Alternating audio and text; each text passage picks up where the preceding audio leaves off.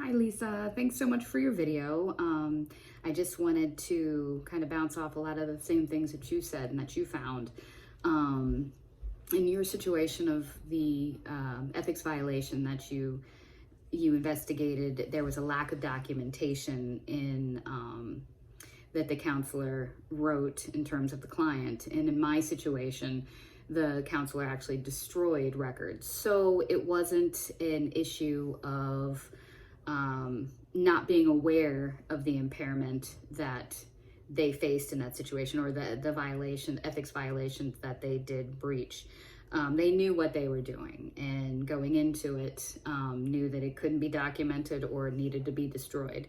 So that led me to question counselor impairment. Are we lacking gatekeeping within that? Are we lacking, the possibility that other counselors are available to see behaviors taking place?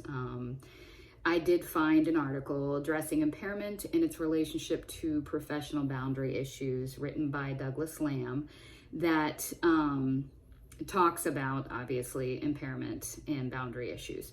And at the end of this article, he discussed the need for a couple steps that counselors should be going through from the very beginning of training and to continue all the way through.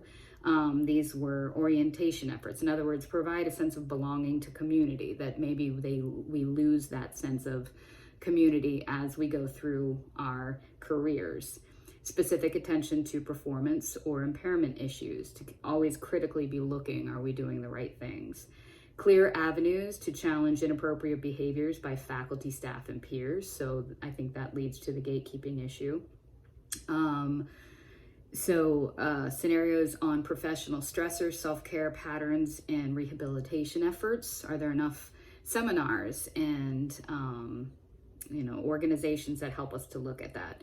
Distribution and discussion being available for guidelines for addressing particular boundary dilemmas. So is the literature out there? I mean, I found some, but we need to be looking constantly for, and educating ourselves on possibilities to not become impaired.